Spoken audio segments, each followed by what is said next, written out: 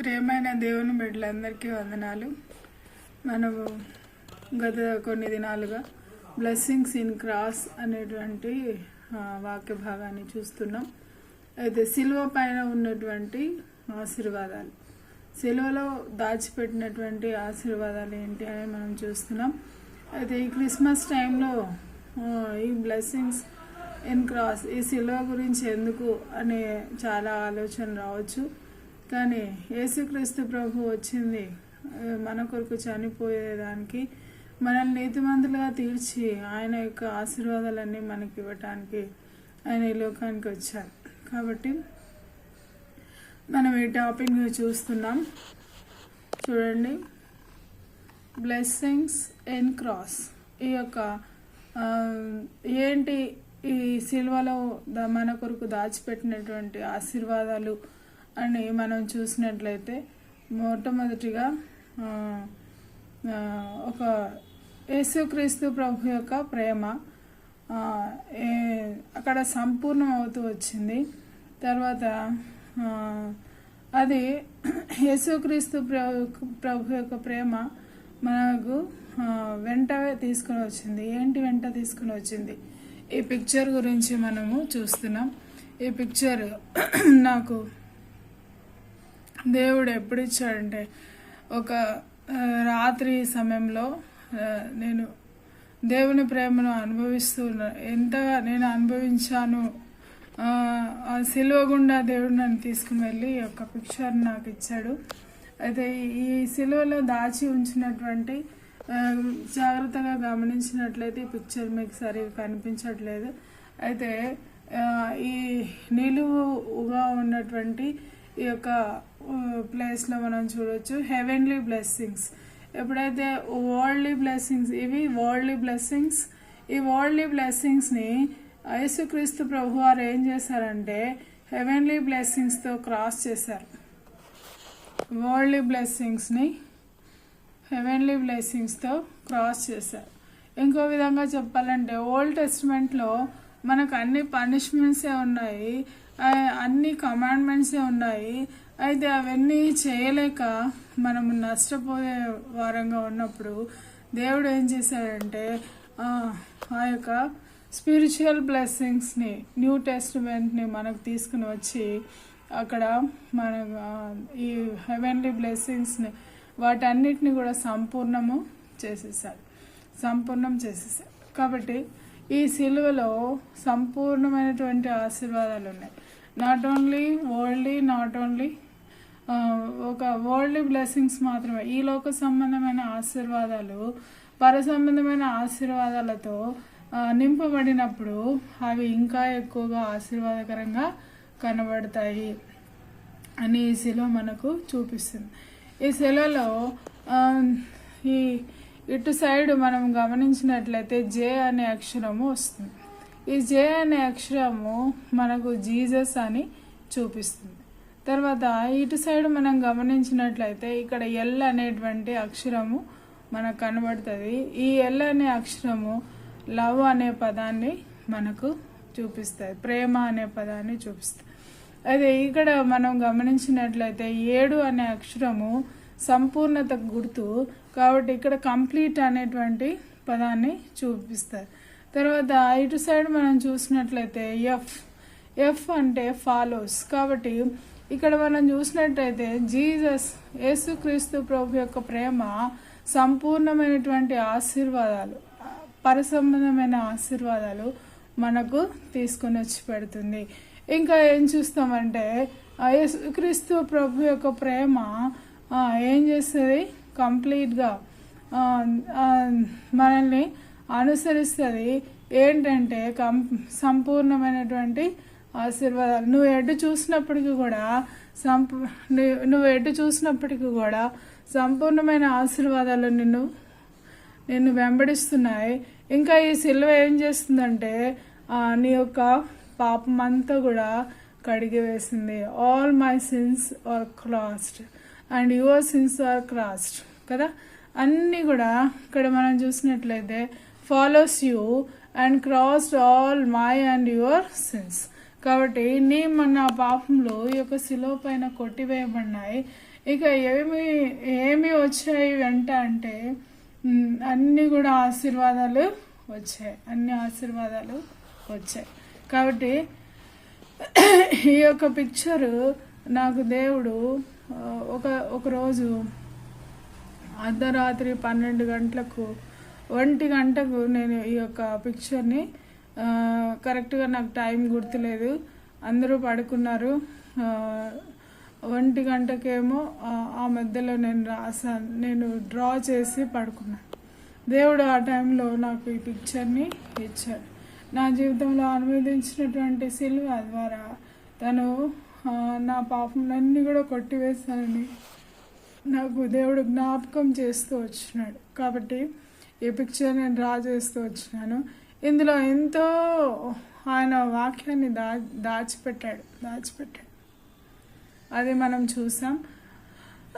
అయితే ఈ యొక్క అక్షరం జీసస్ అనేటువంటి అక్షరాన్ని మనం చూసాం. ఇందాక ఈ యొక్క జే అనే అక్షరానికి జీసస్ అనేటువంటిది నేను ఇటు సైడ్ రాయటానికి అర్థం కాదు కాబట్టి ఇటు సైడ్ రాశాను. Jesus, JESUS. జీసస్ అంటే యేసుక్రీస్తు ప్రభు అని అర్థం. యేసుక్రీస్తు ప్రభు వారు ఏంటి యేసుక్రీస్తు ప్రభు అంటే ఏంటి అనేది చూస్తాం. చూడండి, యేసుక్రీస్తు ప్రభు ఏం చేశాడు, ఎందుకు వచ్చాడు ఈ లోకానికి అంటే చూడండి, ఇప్పుడు మనం క్రిస్మస్లోనే ఉంటున్నాం. యేసుక్రీస్తు ప్రభు వాళ్ళు ఈ లోకానికి వచ్చాడు. ఎందుకు వచ్చాడు అని మనం చూసినట్లయితే చూడండి, ఆయన ప్రేమ మనల్ని ఏం చేస్తుంది, సంపూర్ణమైనటువంటి ఆశీర్వాదాలతో నింపుతుందన్నమాట. యేసుక్రీస్తు యొక్క ప్రేమ ఏం చేసింది, సంపూర్ణమైనటువంటి ఆశీర్వాదాలు మనల్ని అనుసరించేలాగా సిద్ధపరుస్తూ వచ్చింది. కాబట్టి ఈ వర్డ్స్కి ఒక్కొక్క దానికి ఒక్కొక్క మెసేజ్ దేవుడు మనకు ఇవ్వబోతున్నాడు. చూడండి, జీసస్ అనే ఒక అక్షరానికి ఏంటి మనం చూస్తాం. ఎందుకు యేసుక్రీస్తు ప్రభు వారు ఈ లోకానికి వచ్చారు, ఎందుకు వచ్చారో ఇంతకుముందు మనం ఒక వీడియోలో చూసాం. అయితే ఇప్పుడు క్లుప్తంగా మనం చూస్తాం. చూడండి, యేసుక్రీస్తు ప్రభు వారు ఎందుకు వచ్చారు, పని చేయడానికి వచ్చాడు. ఆయన ఊరికే ఉండేదానికి రాలేదు, ఆయనకు ఒక పని కలిగి ఉన్నాడు. కాబట్టి ఆయన దేవుని పని చేసేదానికి వచ్చాడు. ఇది యోహాను సువార్త 4:34లో మనం చూసినట్లయితే ఆయన పని కలిగి ఉన్నాడు అనేది మనము నేను తండ్రి పని మీద ఉండవాలని నీకు తెలియదా అని అక్కడ చెప్పినట్లు మనం చూస్తాం. తర్వాత 5:17 తర్వాత 9:4-17 ఈ వచనాల్లో కూడా మనము యేసుక్రీస్తు ప్రభు వారు పని కలిగి ఉన్నారని మనం చూస్తాం. కాబట్టి ఈ లోకంలో మనం యేసు ప్రభు నుంచి ఏం నేర్చుకుంటామంటే పని కలిగి ఉండాలి. ఏదైతే దేవుడు మనకు పని ఇచ్చాడో ఆ పనిని మనం చేస్తూ ఉండాలి. ఎన్ని ఇబ్బందులు ఉన్నా, ఎన్ని పరిస్థితులు ఉన్నా, ఎన్ని ఆటంకాలు ఉన్నా దేవుని పని మనం చేస్తూ ఉండాలి. సోమరులుగా ఉండే వాళ్ళకు ఏ పని చేసినా నష్టం లేదండి, కానీ సోమరిగా ఉంటే చాలా నష్టం అని దేవుని వాక్యము చెప్తుంది. తర్వాత యేసుక్రీస్తు ప్రభు వారు ఎందుకు వచ్చారు, మిడిల్ పర్సన్గా వచ్చాడు, అంటే మధ్యవర్తిగా ఈ లోకానికి వచ్చాడు. ఈ వాక్యము, ఈ యొక్క మాట మనం 1 తిమోతి 2:5లో మనం చూడొచ్చు. తర్వాత యోహాను సువార్త 20:19-26లో కూడా మనం చూడొచ్చు. అక్కడ మధ్యను నిలిచి అని ఒక మాట మనం చూడొచ్చు. కాబట్టి మధ్యవర్తిత్వము అనేది స్త్రీలుగా చాలామంది అనుభవిస్తూ ఉండొచ్చు కదా. కాబట్టి ఈ యొక్క మెసేజ్ అంతా మీకు వినాలంటే ఇక ఇంతకుముందు బ్లెస్సింగ్స్ ఇన్ క్రాస్ అనేటువంటి 2 ఎపిసోడ్లో మీరు ఈ వాక్యం చూడొచ్చు. తర్వాత ఈ యేసుక్రీస్తు ప్రభు వారు ఎందుకు వచ్చారంటే గొర్రెపిల్లగా ఈ లోకానికి వచ్చారు, మన కొరకు వధించబడేదానికి, మన పాపముల కొరకు వధించబడి ఆ యొక్క సిలువలో ఆయన రక్తం ద్వారా మన పాపములన్నీ కూడా కడిగివేయటానికి ఈ లోకానికి ఆయన వచ్చాడు. తర్వాత ఇంకా మనం చూసినట్లయితే ఇంకొక పదము జీసస్ తర్వాత ఏముంది, జీసస్ లవ్. కాబట్టి ప్రేమను గురించి మనము చూసుకుందాం. ఈ లోకంలో చాలా రకాల ప్రేమలు ఉన్నాయి. తల్లి ప్రేమ, తండ్రి ప్రేమ, భర్త ప్రేమ, పిల్లల ప్రేమ, ప్రియుని ప్రేమ, ఇలా చాలా రకాలైనటువంటి ప్రేమల్ని మనం చూడొచ్చు. అయితే ఆ ప్రేమలన్నీ కూడా అశాశ్వతమైనవే. ఆ ప్రేమలన్నీ కూడా అశాశ్వతమైనవి, అవి శాశ్వతమైనవి కాదు. ఎంత బాగా ప్రేమించిన తండ్రి అయినా తల్లి అయినా నేను ఒక ఇంటికి ఇవ్వకుండా ఉండరు. కాబట్టి కొన్ని రోజుల తర్వాత వాళ్ళు వదిలేయక తప్పదు. కాబట్టి ఎంత యేసుక్రీస్తు ప్రభు ప్రేమకు, దేవుని ప్రేమకు ఏ ప్రేమ కూడా సాటి రాదు. కాకపోతే యేసు ప్రభు దేవుని ప్రేమ మనం అర్థం చేసుకునే దాని కొరకై దేవుడు మన చుట్టూ ఉండే వాళ్ళ ప్రేమలను మనకు రుచి చూపిస్తూ ఉంటాడు. కాబట్టి ఈ ప్రేమ ఒకవేళ తండ్రి ప్రేమ మనం రుచి చూసినట్లయితే అది దేవుడు మనకిచ్చినటువంటి దేవుని ప్రేమ మనకు అర్థం కావటానికి దేవుడు తండ్రి ద్వారా ఆ ప్రేమను మనకు అర్థమయ్యే విధంగా బోధిస్తున్నాడని మనం అర్థం చేసుకోవచ్చు. తల్లిని ఎక్కువగా ప్రేమించే తల్లి నీకు ఉండొచ్చు.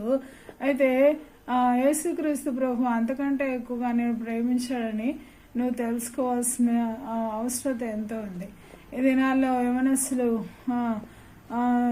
ప్రేమ ప్రేమ అని వెళ్తారు, కానీ అది ఆకర్షణే కానీ ప్రేమ కాదు. ప్రేమ, నిజమైన ప్రేమ ఎక్కడ దొరుకుతుంది అంటే యేసుక్రీస్తు ప్రభు దగ్గరనే మనకు దొరుకుతుంది. కాబట్టి 1 కొరింథీ 13వ అధ్యాయంలో మనం చూసినట్లయితే నిజమైన ప్రేమ ఏంటి అనేది అక్కడ స్పష్టంగా రాయబడుతుంది. అటువంటి ప్రేమ ఈ భూమి మీద ఎవరి దగ్గర కూడా మనకు దొరకదు. అది కేవలం దేవుని దగ్గర మాత్రమే దొరుకుతుంది. ఒకవేళ ఎంత ప్రేమించినా, ఎంత నమ్మినా ఏదో ఒక రోజు మోసపోవాల్సిన పరిస్థితి ఈ లోకంలో ఉండే ప్రేమ. కానీ దేవుని ప్రేమ అలాంటిది కాదు. నెక్స్ట్ వర్డ్ మనం ఏం చూస్తామంటే దేవుని ప్రేమ. చూడి, 3 అంతలుగా ఆయన మనల్ని ఆ శిలువ పైన ప్రేమించాడు. ఎలా అంటే ఒకటి తండ్రి ప్రేమ ఆ శిలువపై మనకు చూపించాడు. తర్వాత ఇంకొక ప్రేమ ఏంటి అంటే యేసుక్రీస్తు ప్రభు యొక్క ప్రేమను కూడా ఆ శిలువలో మనము చూస్తూ వచ్చినాం. తర్వాత ఇంకా 3వదిగా ఆయన పరిశుద్ధాత్మని ప్రేమ కూడా ఆయన ఆ శిలువ పైన చూపించాడు. ఏంటి తండ్రి ప్రేమ? తండ్రి ప్రేమ ఏంటి? యేసుక్రీస్తు ప్రభు ప్రేమ ఏంటి? ఆ పరిశుద్ధాత్మ యొక్క ప్రేమ ఏంటి? 3 అంతలుగా ఆయన మనల్ని ప్రేమించడం ఏంటి అని మీరు అనుకోవచ్చు. చూడండి, గాడ్స్ లవ్ చూడండి.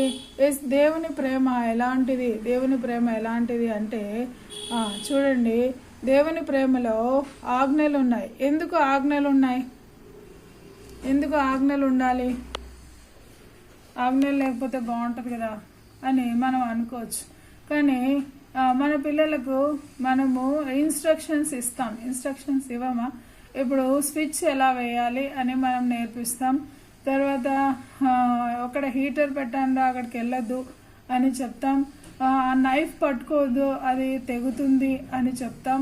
ఇవన్నీ ఎందుకు చెప్తామంటే అది మన బాబుకు నష్టం అని చెప్తాం, మన పిల్లలకు నష్టం అని చెప్తాం. కాబట్టి కమాండ్మెంట్స్ అనేటివి, ఆజ్ఞలు అనేటివి ఉండడం ఎంతో అవసరం. ఆజ్ఞలు లేకపోతే అక్కడ నష్టపోయేదానికి అవకాశము ఉంది. కాబట్టి అందుకనే తండ్రి అయినటువంటి దేవుడు ఏం చేసేదాడంటే ఆజ్ఞలు ఇచ్చాడు. ఆజ్ఞలతో పాటు ఏమిచ్చాడు అని మనం చూసినట్లయితే ఈ యొక్క ఆజ్ఞలు నెరవేర్చకపోతే నష్టం ఉంది, పనిష్మెంట్స్ అనుభవించాల్సి ఉంటుంది అని కూడా మనకు యేసుక్రీస్తు దేవుడు మనకు తెలియపరుస్తూ వచ్చాడు. కాబట్టి స్కూల్కి వెళ్ళాలి, లేకపోతే నీకు చక్కగా చదువు రాదు, ఇవన్నీ కూడా మనకు దేవుని ప్రేమ ఏంటి అని అర్థం కావటానికి దేవుడు మన చుట్టూ మన తల్లిదండ్రులను, మన పిల్లల్ని, మన యొక్క భర్తను, లేకపోతే ఆయా పరిస్థితుల గుండా వెళ్తున్న ఆ యొక్క మన చుట్టూ ఉండే వాళ్ళని దేవుడు పెట్టాడు. కాబట్టి ఆజ్ఞలు అనేటివి అవసరం.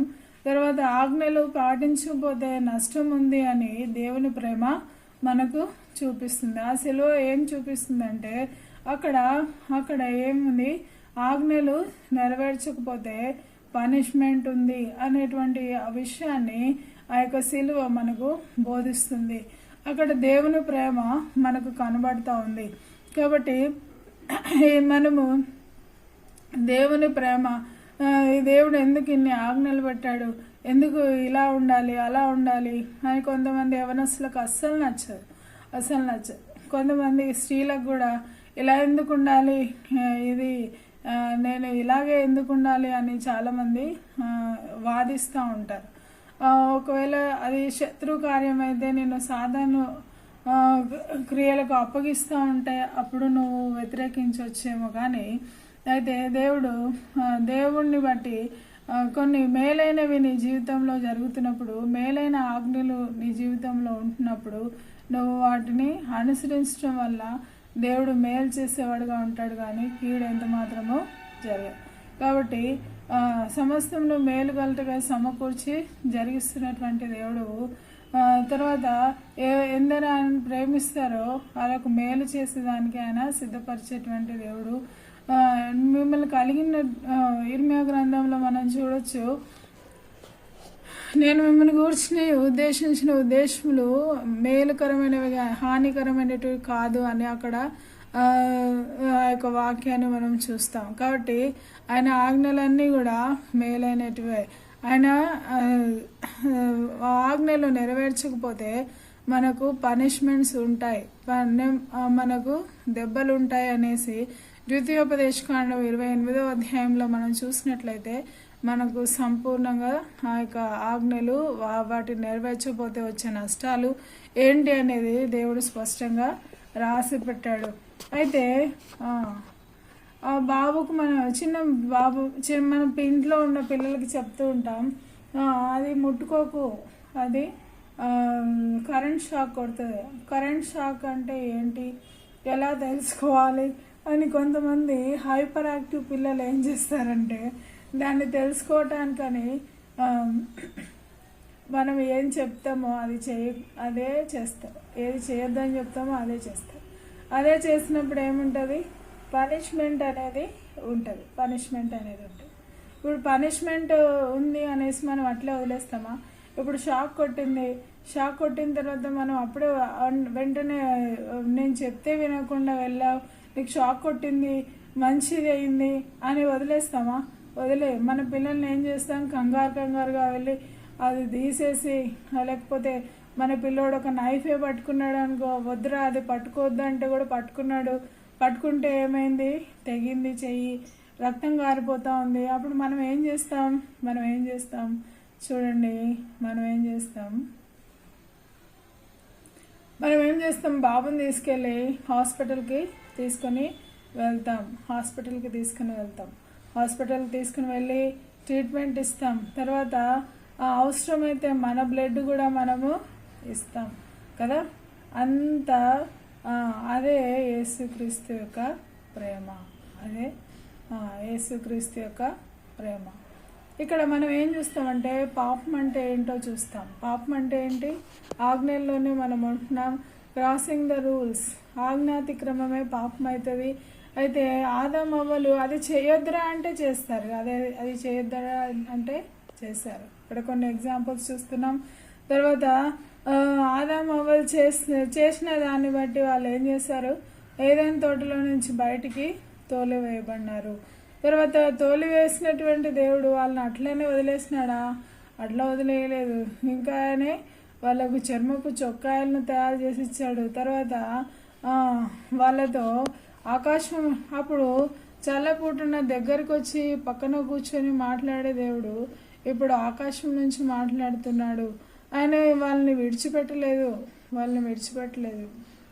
తర్వాత వాళ్ళతో రోజు దూరం నుంచి వాళ్ళను గమనిస్తూనే ఉన్నాడు. అంత గొప్ప ప్రేమ కలిగినటువంటి దేవుడు మన దేవుడు. ఆయన ప్రేమను అర్థం చేసుకోలేక చాలామంది అనవసరంగా దేవుడిని దూషిస్తూ ఉంటారు. కానీ దేవుడు చాలా ప్రేమ కలిగినవాడు. తర్వాత సౌలును కూడా మనం చూస్తాం. రాజుగా ఉండేదానికి ఆయనను నిర్ణయిస్తే ఆయన ఆజ్ఞ అతిక్రమించి 3 సార్లు, ఒకసారి అయితే దేవుడు క్షమించాడు. 3 సార్లు ఆ రీతిగా తను దేవుడు చెప్పిన మాటను వినకుండా నష్టపోయినట్లు మనం చూస్తాం. అప్పుడు దేవుడు తన యొక్క జీవితంలో నుండి ఆ రాజ్యాన్ని తీసి దావీదుకి ఇచ్చినట్లు చూస్తాం. కాబట్టి ఇంకొకరు మనం చూసినట్లయితే ఇజ్రాయెల్ ప్రజలు మాటి మాటికి తప్పిపోతూనే ఉంటారు. అయితే దేవుడు వాళ్ళను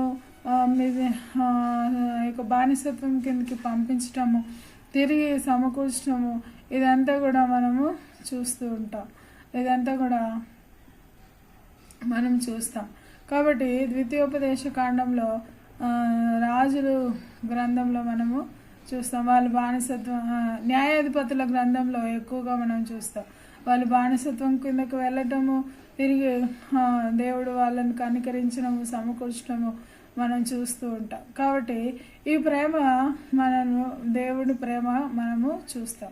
అయితే ఇదే రీతిగా మన పిల్లలు కూడా చేయొద్దన్న పని చేస్తే మనము అలాగే వదిలేయం. తిరిగి ఏం చేస్తాం, తీసుకెళ్తాం. తర్వాత అక్కడికి వెళ్ళిన తర్వాత మీ బ్లడ్ అవసరం అండి అంటే మనం ఏం చేస్తాం, మన బ్లడ్నే ఇస్తాం. అదే రీతిగా యేసుక్రీస్తు ప్రభు వారు మీరు వాళ్ళ కొరకు అనుభవించాలి శిక్ష అంటే యేసుక్రీస్తు ప్రభు వారు ప్రేమగా ఈ లోకానికి వచ్చి 33.5 సంవత్సరాలు దేవాది దేవుడు కష్టము నష్టము ఎరగనటువంటి దేవుడు ఈ లోకానికి వచ్చి నీ వలే నా వలే జీవించడం అంటే ఎంత కష్టం చూడండి. ఒకసారి గమనిద్దాం, ఒకసారి ఆలోచన చేస్తే, ఒకవేళ నేనే ఒక మానవుణ్ణి ఒక చీమగా మార్చి కొన్ని రోజులు బ్రతుకు అంటే ఎలా ఉంటుంది? ఎన్ని ఆటంకాలు, ఎన్ని ఇబ్బందులు, ఎన్ని కష్టాలు అనుభవించాల్సి ఉంటుంది. కాబట్టి అలాంటి గొప్ప దేవుడు, ఆకాశం పట్టజాలని దేవుడు ఈ భూమి మీదకి వచ్చి ఒక చిన్న మానవుని శరీరంలో ఇమర్చబడి ఉండటం 33.5 సంవత్సరాలు ఆ యొక్క శరీరంలో ఇమర్చబడి జీవించడం అనేది చాలా ఇబ్బందికరమైనటువంటి జీవితం. అంతేకాదు ఈ లోకంలో కూడా తన శరీర రీతిగా ఎన్నో కష్టాలు అనుభవించాల్సి వచ్చింది.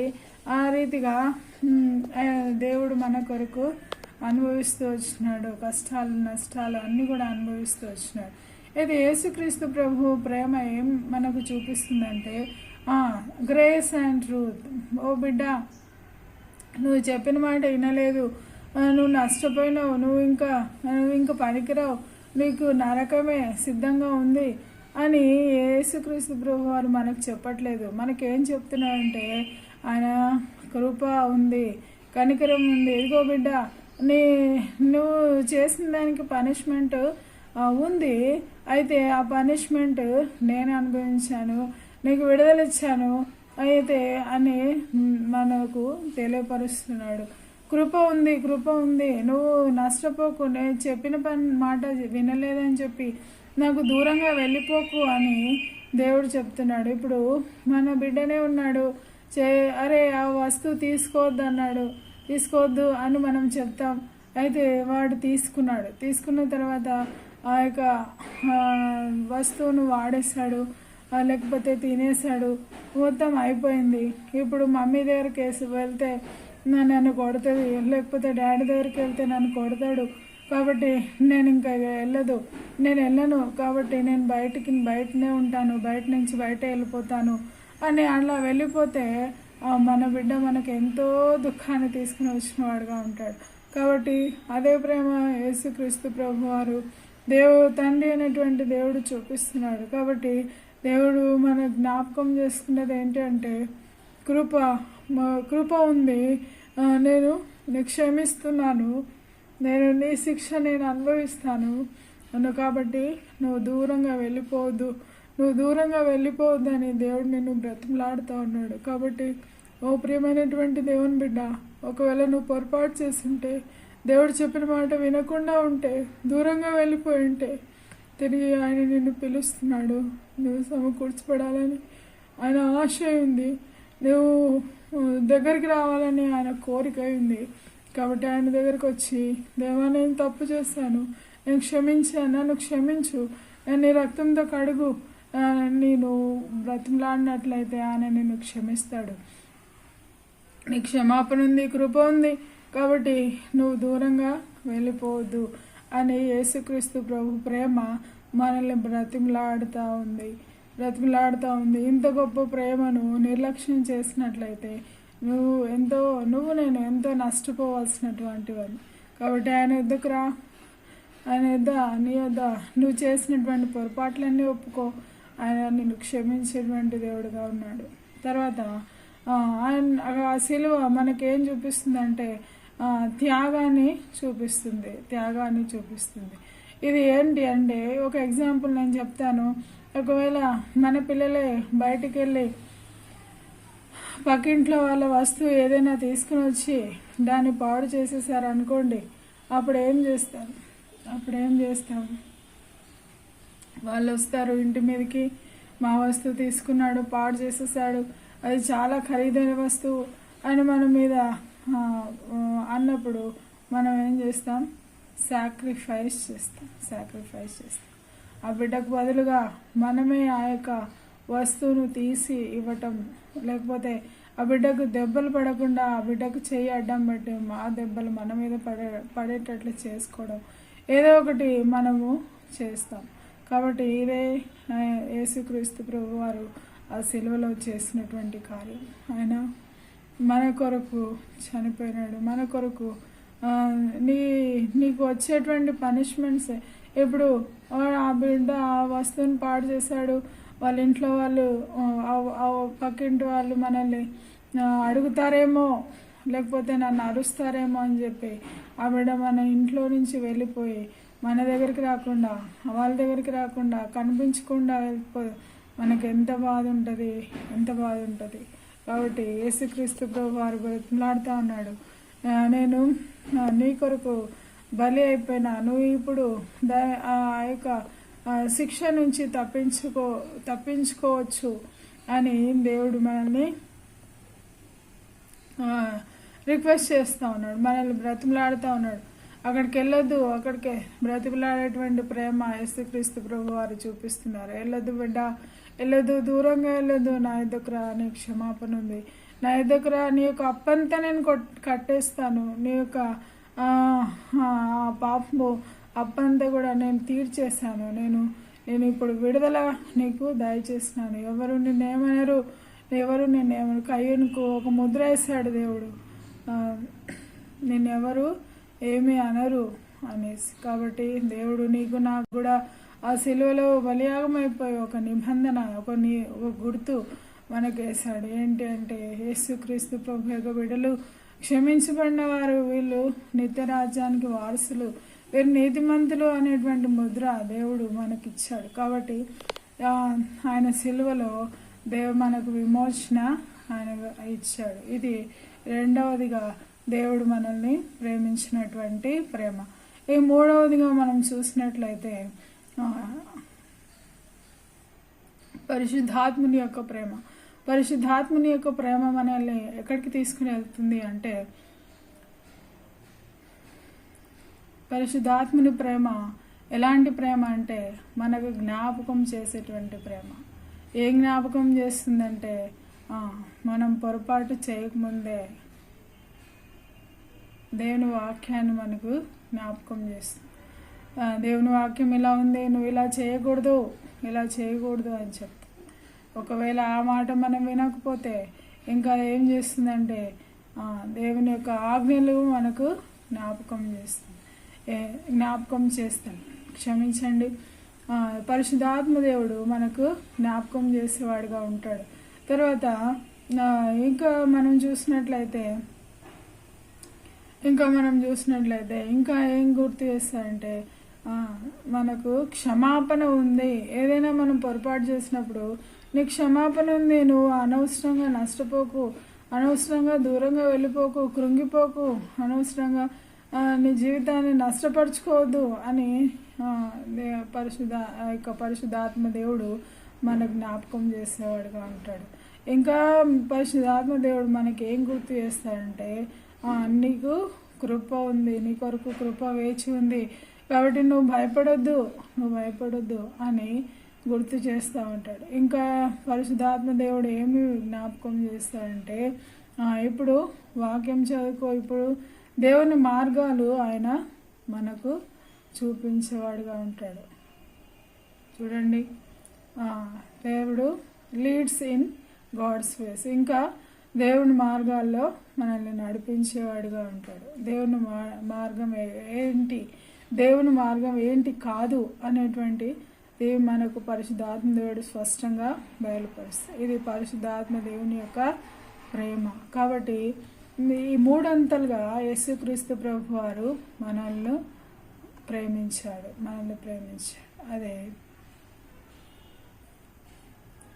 అదే బ్లెస్సింగ్స్ ఇన్ క్రాస్ అని మనం చూస్తాం. చూడండి, మూడంతలుగా యేసుక్రీస్తు ప్రభు వారు మనల్ని ప్రేమించాడు. మూడంతలుగా, మూడు విధాలుగా ఆయన మనల్ని ప్రేమిస్తూ వచ్చినాడు. కాబట్టి ఏ విధం చేతనైనా కూడా ఆయన మనల్ని విడిచిపెట్టాలని ఇష్టపడట్లేదు.